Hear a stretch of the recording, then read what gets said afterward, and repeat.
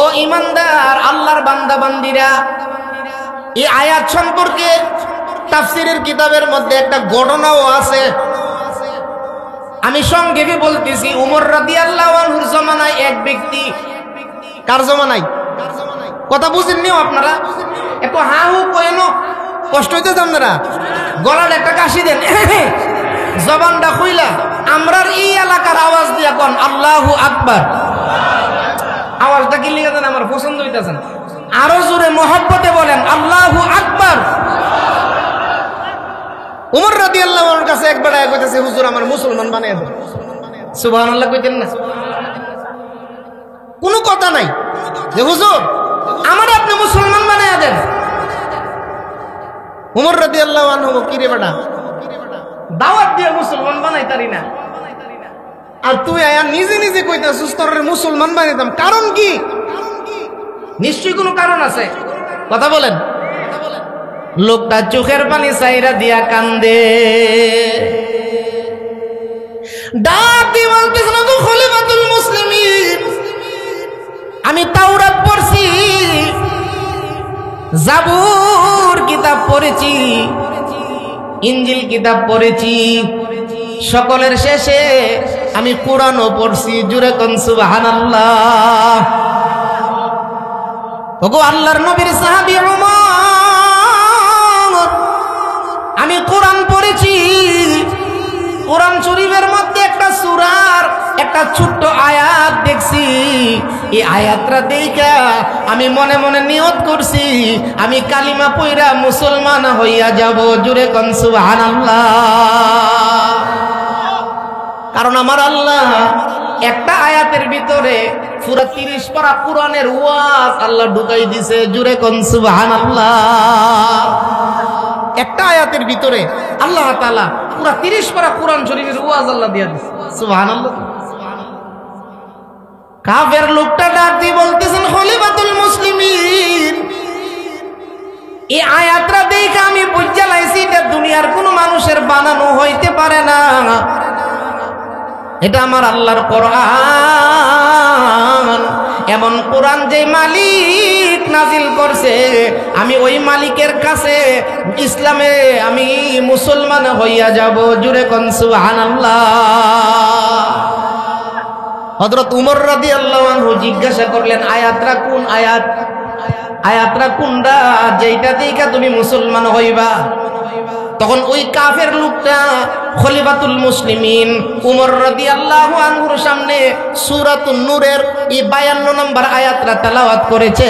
যে আয়াতটা আমি আপনাদের সামনে তিলাওয়াত করেছি, ওই আয়াতটা শুইনা খলিফাতুল মুসলিমিন উমর রাদিয়াল্লাহু আনহু উনিও চিন্তা করলেন, আমার আল্লাহ কত বড় মালিক, একটা আয়াতের ভিতরে দুনিয়ার সব ওয়াজ আল্লাহ ঢুকাই দিছে। জুরে কোন সুবহানাল্লাহ। এই আয়াতখানার মধ্যে আল্লাহ তাআলা 4টা কথা বলছে। এক নম্বরে আল্লাহ বলেন, ওয়া মাই ইউতিইল্লাহ, ও ইমানদার, ও আমার বান্দা বান্দি, এক নাম্বার কর্মসূচি হলো ইবাদত করবা একমাত্র আমি আল্লাহ তাআলা। সুবহানাল্লাহ। এত মানুষ হইছে, মসজিদ পড়ছে, বারান্দা পড়ছে, রাস্তার মধ্যে গিয়ে মানুষ দাঁড়াইছে, সাধারণ মানুষ না, আমাদের মতন এরকম ছোট ছোট মৌলবী না, বড় বড় আলেম, বড় বড় আল্লাহর ওলি, তাদের মধ্যে একজন মালিক ইবনে দিনারও আছে। সুবহানাল্লাহ। জোরে কোন মালিক ইবনে দিনার। যেই মালিক ইবনে দিনার রহমাতুল্লাহ আলাইহি নৌকায় উঠছে, ভাড়া নাই, কি নাই, নৌকাওয়ালা লজ্জা দিতেছে, এই মিয়া ভাড়া ছাড়া নৌকা তুলছো করে। উনি নৌকাওয়ালার কাছে যখন লজ্জা পাইতেছে, তখন উনি নৌকার মধ্যে দাঁড়ায়া সাগরের নদীর মাছকে ডাক দিছে। সুবহানাল্লাহ। জোরে কোন মাছকে ডাক দিয়ে কইতেছে, এই মাছ, আমার পকেটে ভাড়া নাই, নৌকাওয়ালা আমারে ভাড়ার জন্য আটকাইছে, তোমরা তাড়াতাড়ি টাকা পয়সা নিয়ে আসো। সুবহানাল্লাহ। জোরে কোন আমনে আর আমি ডাক দিলে তো মনে আইব আইব। মালিক ইবনে দিনার রহমাতুল্লাহ আলাইহি আসতেছে, প্রত্যেকটা মাসে একটা কইরা দিনার দিরহাম মুখের মধ্যে নিয়ে আইসা উপস্থিত। সুবহানাল্লাহ। নৌকার চতুর্পাশে হাজার হাজার মাছ আইসা উপস্থিত, প্রত্যেকটা মাছের মুখের মধ্যে টাকা। মালিক ইবনে দিনার একটা টাকা নিছে, নৌকা ভাড়া যত। কয়টা নিছে? আমরা হইলে কথা কন, আমরা হইলে সব মাছ থেকে টাকা নিতাম। কথা বলেন ঠিক কিনা? আল্লাহর ওলি মালিক বিন দিনার একটা দিরহাম নিয়ে মাছগুলারে ডাক দিয়ে বলতেছিল, ও জঙ্গলে সাগরের মাছ, আমি যেই নৌকা ভাড়া দেওয়ার জন্য যতটুকু প্রয়োজন আমি নিয়ে গেছি, বাকিটা তোমরা চইলা যাও, আর লাগবে না। জোরে কোন সুবহানাল্লাহ। এই কারণে উনার নাম ছিল হযরত মালিক ইবনে দিনার রাহমাতুল্লাহি আলাইহি। ইমাম সাহেব যখন ফজরের নামাজ পড়াইছে, তখন সালাম ফিরাইয়া দেখতে পাইল মসজিদে মুসল্লির অভাব নাই। এত মুসল্লি কোনদিন এই মসজিদে ফজরের নামাজ পড়ে নাই। ওই লোকটা ডাক দিয়ে বলতেছেন, ওগো আল্লাহর ওলি মালিক ইবনে দিনার, আপনি কিভাবে আসলেন? আপনি এত বড় আল্লাহর ওলি, আপনি এখানে কিভাবে আসলেন? আসার কারণটা জানতে চাই। জোরে কোন সুবহানাল্লাহ। হযরত মালিক ইবনে দিনার রাহমাতুল্লাহি আলাইহি ডাক দিয়ে বলতেছেন, ইমাম সাহেব, আমি রাত্রে আমার ঘরে ঘুমাই রইছি, ঘুমের ঘরে আমার আল্লাহ আমাকে স্বপ্নে দেখাইছে, ও মালিক ইবনে দিনার, তুমি যাও ইমুক গ্রামে হাজ্জাজ আবেদ নামে আমার একটা বন্ধু মারা গেছে, তুমি গিয়া ফজরের পরে তার জানাজাটা পড়ো। জোরে কোন সুবহানাল্লাহ। মালিক ইবনে দিনার রাহমাতুল্লাহ আলাইহি আসার সময় এক সেট কাফনের কাপড় হাতে কইরা নিয়ে আইছে। কাফনের কাপড়। ইমাম সাহেব মনে মনে চিন্তা করছিল যে এই লোকের ঘরেতে কোনো টাকা পয়সা নাই, এই লোকের ঘরে তো কাফনের কাপড় নাই। ইমাম সাহেব নিয়ত করছিল উনার দুইটা চাদর দিয়া ওই লোকের কাফনের ব্যবস্থা করবে, কিন্তু আল্লাহ রাব্বুল আলামিন হযরত মালিক ইবনে দিনারের মাধ্যমে হাজ্জাজ আবেদ রাহমাতুল্লাহ আলাইহির বাড়িতে কাফনের কাপড় পাঠাইছে। জুরে কোন সুবহানাল্লাহ। ও মুসলমান, তো যেই কথাটা বলতেছিলাম, যেটা বলা উদ্দেশ্য, যেটা হলো ওই লোকটার আমল ছিল বেশি বেশি কোরআন তেলাওয়াত করত। 5 ওয়াক্তের নামাজের পরে কোরআন শরীফ তিলাওয়াত করত, যার কারণে আমার আল্লাহ মরণটাও দিছে এমন মরণ, সন্তান যেভাবে মার বুকে শুয়ে থাকে এরকম ভাবে আল্লাহর কোরআনটারে বুকে নিয়ে আল্লাহর বান্দা ঘুমাইছে। জুরে কোন সুবহানাল্লাহ।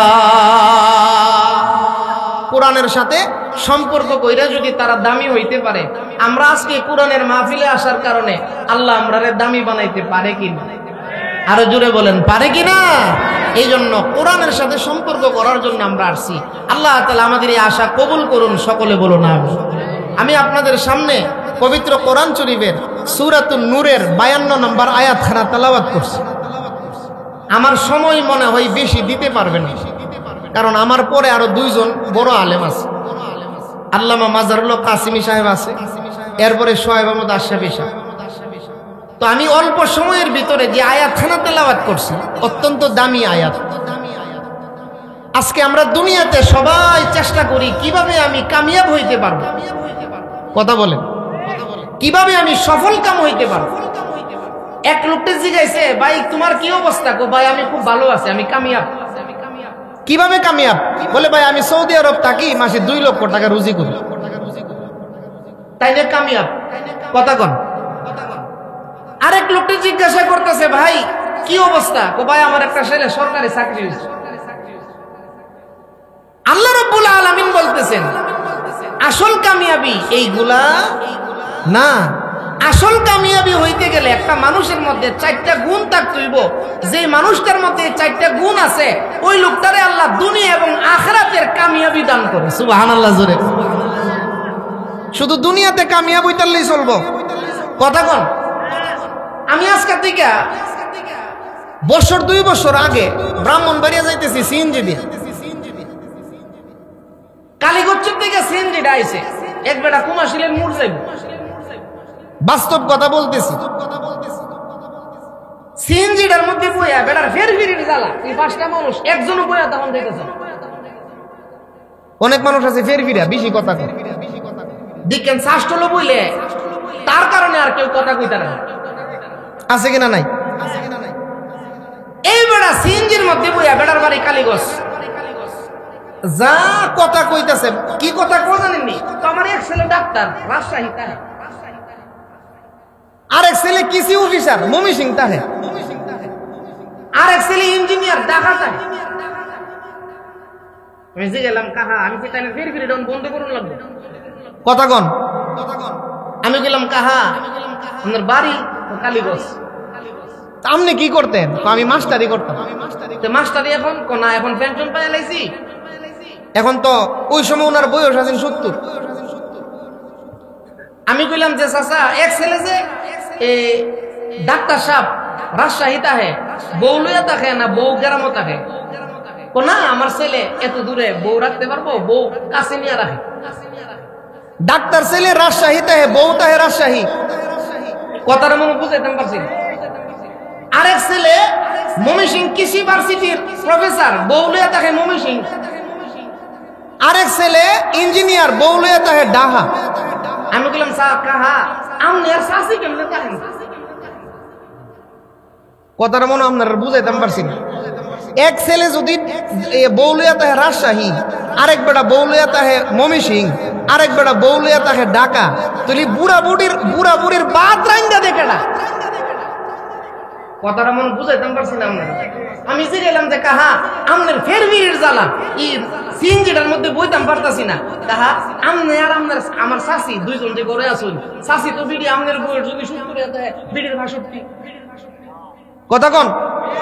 আমনে কইতাছেন আমনে পৃথিবীর সবচেয়ে বড় সুখী, আমি দেখতাছি আমনে পৃথিবীর সবচেয়ে বড় জালেম, কারণ 65 বছরের বুড়া বিড়ির দিয়ে এখনো আমনে রান্না করে খাইতেছেন। কথা কন। ও মুসলমান, এটার নাম সুখ, এটার নাম শান্তি। ও মুসলমান, সুখ শান্তি, আসল সুখ শান্তি কোন দিকে পাওয়া যায়? আসল শান্তি কাকে বলা হয়? আসল শান্তি আল্লাহ কাদেরকে দান করছে? এই আয়াতের মধ্যে আল্লাহ বলেন উলাইকা হুমুল ফাইজুন।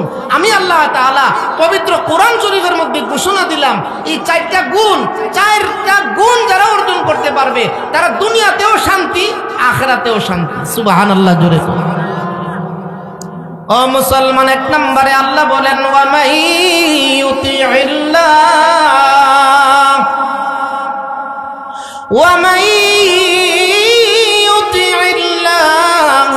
ওয়া রাসূলাহু ওয়া ইয়াখশাল্লাহা ওয়া ইয়াত্তাকিহি ওয়া উলাইকা হুমুল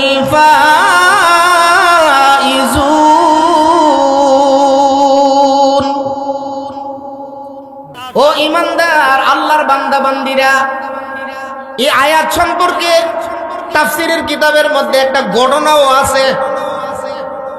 আমি সংক্ষেপে বলতেছি। উমর রাদিয়াল্লাহু আনহুর জামানায় এক ব্যক্তি, কার জামানায়? কথা বুঝেননি আপনারা? এত হা হু কেন কষ্ট হইতেছে আপনারা? গলার একটা কাশি দেন, জবানটা খুইলা আমরার এই এলাকার আওয়াজ দিয়া কোন আল্লাহু আকবার। আওয়াজটা কি লিখে দেন, আমার পছন্দ হইতেছেন। আরো জোরে মহব্বতে বলেন আল্লাহু আকবার। উমর রাদিয়াল্লাহু আনহুর কাছে একবার আয়া কইতেছে, হুজুর আমার মুসলমান বানায় দেন। সুবহানাল্লাহ কইতেন না? কোনো কথা নাই যে হুজুর আমার আপনি মুসলমান বানায় দেন। উমর রাদিয়াল্লাহু আনহু কি রে বেটা, দাওয়াত দিয়ে মুসলমান বানাইতারি না, আর তুই আয়া নিজে নিজে কইতাছিস তোরে মুসলমান বানাইতাম। কারণ কি? নিশ্চয়ই কোনো কারণ আছে। কথা বলেন। লোকটা চোখের পানি চাইরা দিয়া কান্দে, ডাক দিয়ে বলতেছেন, ওগো খলিফাতুল মুসলিমিন, আমি তাওরাত পড়ছি,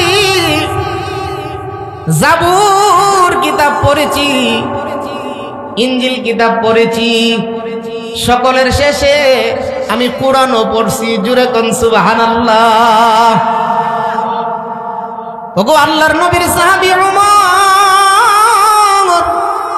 আমি কোরআন পড়েছি, কোরআন শরীফের মধ্যে একটা সূরার একটা ছোট্ট আয়াত দেখছি, এই আয়াতটা দেখা আমি মনে মনে নিয়ত করছি আমি কালিমা পড়া মুসলমান হইয়া যাব। জুরে কোন সুবহানাল্লাহ।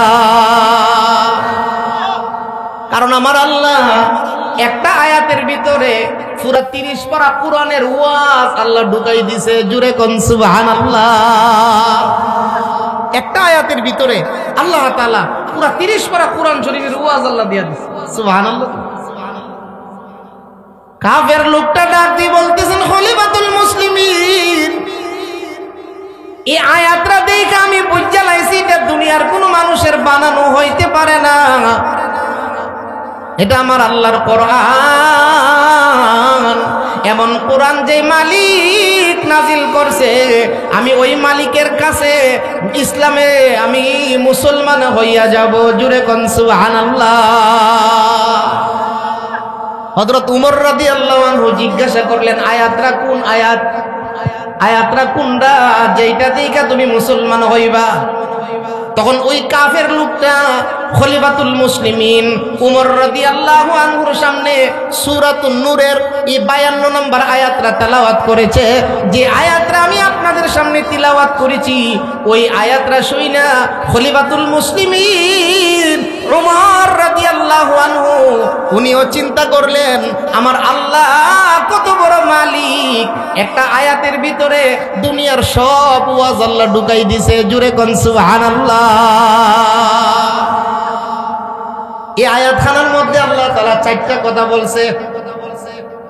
এক নম্বরে আল্লাহ বলেন, ওয়ামাই ইউতিইল্লাহ,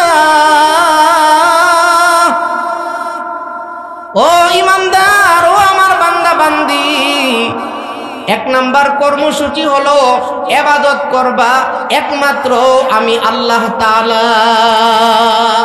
ইবাদত করব কার? আর জোরে কোন ইবাদত করব কার? মাছের, গাছের, মাজারের, ফিরের, অন্য কারো কাছে মাথা নত করন যাইব? মাথা নত হইব একমাত্র কার কাছে? আরো জোরে বলেন, একমাত্র কার কাছে? তাহলে এই আয়াতের মধ্যে আল্লাহ তাআলা এক নম্বরে বলেন, ওয়ামা ইউতিইল্লাহ, তোমরা ইবাদত করবা আমি আল্লাহ তাআলা। আমি আল্লাহ তাআলার আদেশ নিষেধগুলা মানবা। ব্যাখ্যা আছে, অনেক লম্বা ব্যাখ্যা। ইবাদত করবা অর্থাৎ আমি আল্লাহর আদেশগুলা মানবা, নিষেধগুলা বর্জন করবা। ওয়ামা ইউতিইল্লাহর ভিতরে সব ঢুকে গেছে, কোনো জিনিস বাদ নাই। ওয়ামা ইউতিইল্লাহর মাধ্যমে আপনি সুদ খাইতে পারবেন না, এটা আল্লাহর নিষেধ। কথা বলেন। ঘুষ খাইতে পারবেন না, এটা আল্লাহর নিষেধ। চুরি করতে পারবেন না, আল্লাহ তাআলার নিষেধ। মানুষের উপরে জুলুম নির্যাতন করতে পারবেন না, আল্লাহ তাআলার নিষেধ। কথা বলেন ঠিক কি না? আল্লাহ তাআলার নিষেধগুলা বর্জন করতে হবে, আল্লাহ তাআলার আদেশগুলো আমাদের সকলের মানতে হবে। কথা বলেন ঠিক কি না? 5 ওয়াক্তের নামাজ কার আদেশ? আর জোরে বলেন, কার আদেশ? রমজান মাসে রোজা কার আদেশ? হজ টাকা হইলে হজ করা কার আদেশ? মালের যাকাত দেওয়া কার আদেশ? বিবিকে পর্দার ভিতরে রাখা কার আদেশ? ছেলে মেয়েদেরকে দ্বীন শিখানো কার আদেশ? ও মুসলমান, এই আয়াতের ভিতরে আল্লাহ তাআলা দুনিয়ার সব ওয়াজ ঢুকাইয়া দিয়েছে। ওয়ামা ইউতিইল্লাহর ভিতরে আল্লাহ তাআলার যত বিধানাবলী আছে সব আল্লাহ তাআলা এই আয়াতের ভিতরে ঢুকাই দিয়েছে। সুবহানাল্লাহ জোরে। 2 নম্বরে আল্লাহ বলেন, ওয়া রাসূলুহু, ও ঈমানদার আমার বান্দা বান্দি, ইবাদত মন গড়া করলে হবে না। কথা বলেন, ইবাদত মন গড়া করলে হইব। আরো জোরে কোন। ব্রাহ্মণবাড়িয়ার বড় হুজুরের তাফসীর আপনারা গেছেননি? শাইখে দিগুলবাগীর তাফসীরে আপনারা গেছেননি? তাহলে বড় হুজুর কোনদিন কোন মাহফিলের মধ্যে খার হইয়া মিলাদ করছে, খার হইয়া কিয়াম করছে, ইয়া নবী সালাম আলাইকা কইছে, তাহলে বড় হুজুর ইসলাম বুঝছে না, আমরা তাহির হিসাবে ইসলাম বুঝতে লাইছি। কথা কোন ঠিক কিনা? তো আমাদের সমাজের মধ্যে কিছু লোক আছে বেদাত করে, বেদাত। কুল্লু বিদআতিন দালালা ওয়া কুল্লু দালালাতিন ফিন্নার। ও মুসলমান, ইবাদত করতে হইব মন গড়া না নবীর তরিকায়? আরো জোরে, মাথা ছাড়বেন কেমনে রোনাল্ডোর মতন না নবীর তরিকায়? মাথা ছাড়বেন কেমনে নেইমারের মতো না নবীর তরিকায়? আল্লাহ রাব্বুল আলামিন বলতেছেন, ও আমার বান্দা বান্দি ওয়া রাসূলুহু, আমার রাসূলের তরিকা মোতাবেক আমার ইবাদতগুলো করো। তাহলে ইবাদত করব একমাত্র আমাদের পয়গম্বরের তরিকায়। আমাদের একমাত্র নেতা আমাদের নবীজি, বিশ্ব নবী মুহাম্মদুর রাসূলুল্লাহ। কথা কোন ঠিক কিনা? মুসলমানের আর কোনো নেতা নাই, এক নেতা। কথা বলেন, দাবি এক, নেতা এক। আমাদের নবীজি মুহাম্মদুর রাসূলুল্লাহ সাল্লাল্লাহু আলাইহি সাল্লাম আমাদের একমাত্র নেতা। কারণ যেই নেতার নাম কবরে গেলে আমাদের জিগাইব তুমি আওয়ামী লীগ করতে না বিএনপি করতে, এই কথা জিগাইব। ওয়ামান হাযার রাজুল আল্লাযী বুইসা ফীকুম, আল্লাহর নবী বলেন হাসরের কবরে যাওয়ার পরে আল্লাহর বান্দাটাকে নবীদের প্রতিচ্ছবি দেখায়া, আল্লাহর নবীর চেহারা মুবারক দেখায়া, নবীদের চেহারা মুবারক দেখায়া আল্লাহর ফেরেশতারা বলবে, চিনুনি? সুবহানাল্লাহ, জোরে তো। চিনবো কেডা? নবীরে চিনবো কেডা? কথা বলেন, সহজ কথা, সহজ।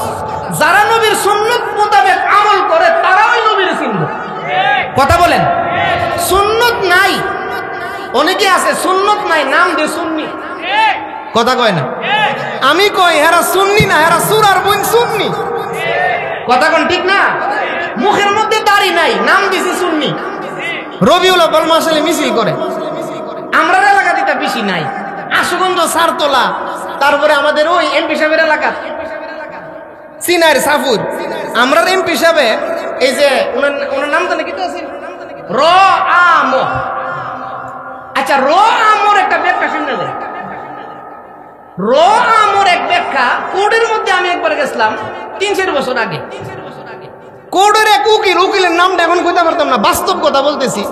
কোডের একজন উকিলে আমারে কইতাছে যে হুজুর র আমর এর ব্যাখ্যা জানেন না? আমি কইছি না, ও র দিয়া রংবা, আ দিয়া আওয়ামী লীগ, ম দিয়া মস্তান। কথা কয় না? ব্রাহ্মণবাড়িয়াটারে শেষ করে তুই গেছে এই রংবাজ মস্তান। কথা বলেন ঠিক কিনা? ওই ওনার এলাকাতে কিছু লোক আছে বেদাত করে, দাঁড়ায়া কিয়াম করে, নবীর তরিকায় চলে না। ও মুসলমান, আবার নাম দেখি আরো জোরে কর, সুন্নি না সুরার বোন সুন্নি? কথা বলেন, সুন্নি তো আমরা যারা সুন্নত পালন করি। ঘুমাইতে গেলে সুন্নত, খানা খাইতে গেলে সুন্নত।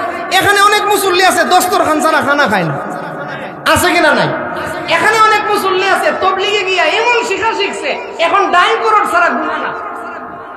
কথা কয় না?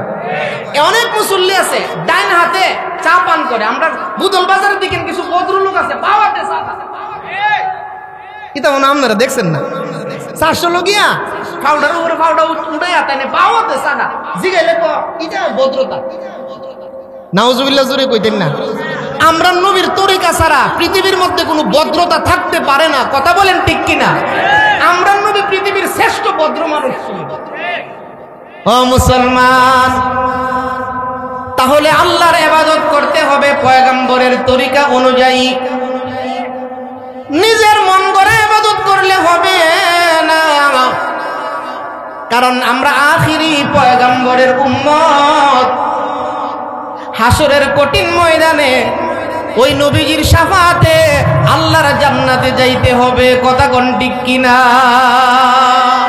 ও মুসলমান, আজকে আমাদের সমাজের আমরা কিছু যুবক আছি এমন নবী পাইয়েও এখনো আমরা নবী অত্যন্ত মহব্বত করে আমারে আসছে, উনি ওনার সময় মতে আপনাদের সামনে বয়ান করবো। কষ্ট হইতে আপনারা কেটা কেটা ও দোয়া না করে যাইবেন গা?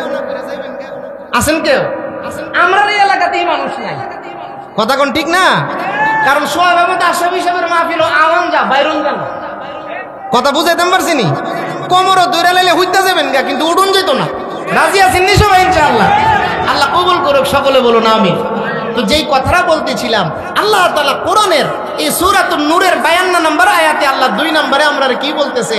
ও আমার বান্দারা, আমার রাসূলের তরিকা মোতাবেক তোমার জীবনটা তুমি চালাও। আজকে আমরা নবীর উম্মত দাবি করি, কালিমা পড়ছি লা ইলাহা ইল্লাল্লাহু মুহাম্মাদুর রাসূলুল্লাহ, কিন্তু মুহাম্মাদুর রাসূলুল্লাহর কোনো কিছু আমার মধ্যে নাই। কথা বলে সিরা সিরা ফ্যান ফিন্দে। আমি যে গেলাম কি গরিব রে, ফ্যানটা সিরা গেছে গা, তখন কইতাছে না হুজুর গরিব না, এটা ফ্যাশন। ও মুসলমান যুবক, নবীকে তুমি চিনো নাই? যেই নবী 63 বছর কান্দা গেছে। কথা বলেন, যে পয়গম্বর ইন্তেকালের সময় উম্মতি উম্মতি বইলা কাঁদছে, যে নবীজি রওজা মুবারকে শুইয়া শুইয়া উম্মতি উম্মতি বইলা কান্দে, যেই নবীজি হাসরের ময়দানে উম্মতি উম্মতি বলিয়া কাঁদবে।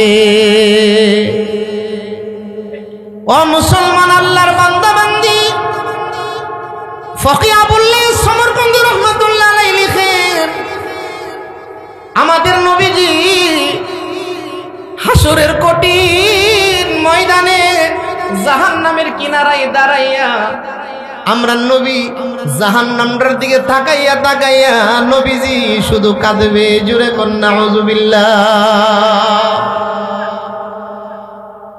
আল্লাহর পয়গম্বর কাঁদবে জাহান্নামের আগুনের দিকে তাকাইয়া, চোখের পানি ছাড়বে আর বলবে, আল্লাহ আমার উম্মত আজকে জাহান্নামের আগুনে কিভাবে জ্বলবে। উম্মত রে, ও আল্লাহর বান্দা যুবক ভাই, তুমি নবীর উম্মত হইয়াও নবীকে চিনলা না। ওই নবীজি জাহান্নামের কিনারায় দাঁড়াইয়া কাঁদবে। আল্লাহ রাব্বুল আলামিন হযরত জিবরাইল আলাইহিস সালামকে পাঠাইবে, হযরত জিবরাইল আলাইহিস সালামকে পাঠাইবে, ডাক দিয়ে বলবেন, জিবরাইল তুমি যাও আমার নবীকে গিয়ে জিজ্ঞাসা করো কেন কান্দে। আল্লাহর ফেরেশতা জিবরাইল নবীজিকে গিয়ে জিজ্ঞাসা করবে, ইয়া রাসূলুল্লাহ কেন কান্দেন? নবীজি বলবে, আমি জাহান্নামের আগুন দেখা কান্দি। তখন জিবরাইল ফেরেশতা নবীজির হাতে একটা পানির বোতল দিবে। জুরে কোন সুবহানাল্লাহ। আমাদের আজকের মাহফিলের প্রধান অতিথি, আমাদের বড় ভাই, আমাদের ব্রাহ্মণবাড়িয়ার গর্ব আল্লামা মুফতি মাজহারুল হক কাসিমি সাহেব দামাত বারাকাতুম হযরত আসছে। যদি আমার 2 মিনিট সময় দেয় তাহলে আমি কথাটা শেষ করে দিলাম। আমাদের নবীজি জাহান্নামের কিনারায় গিয়ে কাঁদবে। জিবরাইল আলাইহিস সালাম নবীজির হাতে একটা পানির বোতল দিবে। আল্লামা ফকি আবুল লাইস সমরকন্দি রাহমাতুল্লাহি আলাইহি লিখেন, পানির বোতলটা দেখা নবীজি বলবে, এই বোতলের ভিতরে কি? জিবরাইল আলাইহিস সালাম বলবেন, ইয়া রাসূলুল্লাহ এই বোতলের পানিগুলা জাহান্নামের আগুনের মধ্যে ছিটাইয়া ছিটাইয়া দেন। সুবহানাল্লাহ। নবীজি বলবে, জিবরাইল এই পানি আগুনে দিলে কি লাভ হইব? আগুন তো আরো বাড়বো। এত কড়া, এত কঠিন আগুন, তো আগুনের পাওয়ার তো কমবে না। আল্লাহর ফেরেশতা জিবরাইল আলাইহিস সালাম বলবেন, ইয়া রাসূলুল্লাহ এই পানিটা দুনিয়ার সাধারণ কোনো পানি না, এই পানিটা আমি দুনিয়া থেকে আনছি। আপনার গুনাহগার উম্মতেরা তাহাজ্জুদের সময়, শেষ রাত্রে মসজিদে বৈশা বিভিন্ন সময় আল্লাহর কাছে তওবা কইরা বয়া বয়া কাঁদতো, আমি তাদের চোখের পানিগুলা জমায় আনছি। সুবহানাল্লাহ জুড়ে। ও মুসলমান, এই জন্য এই চোখের পানি খুবই জরুরি, খুবই প্রয়োজনীয়। এই চোখের পানি ছাড়া কেউ আল্লাহ পর্যন্ত আমরা পৌঁছতে পারবো না। কথা বলেন ঠিক কিনা? তো যেই কথাটা বলতেছিলাম, আল্লাহর রাসূল সাল্লাল্লাহু আলাইহি সাল্লাম জিবরাইল আলাইহিস সালামের হাত থেকে ওই পানিটা নিয়ে জাহান্নামের মধ্যে যখন ছিটাইয়া দিবে, এই চোখের পানির বরকতে আল্লাহ তাআলা আগুনের পাওয়ারটা কমাই দিবে। সুবহানাল্লাহ জোরে। তাহলে আমরা তো নবীর উম্মত দাবি করি, ভাইও দাবি কইরা সবকিছু হওয়া যায় না। দাবি করে উম্মত হন যাইব, কি করণ লাগবে? নবীর সুন্নাত মানতে। কথা বলেন, দাবি করে হন যাইব উম্মত। নবীর সুন্নত মানতে হইব। তো আল্লাহ সুবহানাহু ওয়া তাআলা এই আয়াতের মধ্যে 4টা কথা বলছে। 1 নম্বরে আল্লাহ বলেন ইবাদত করবা, আমি আল্লাহ তাআলা। ইবাদত করব কার? কথা বলেন, আরো জোরে কোন, কার করব?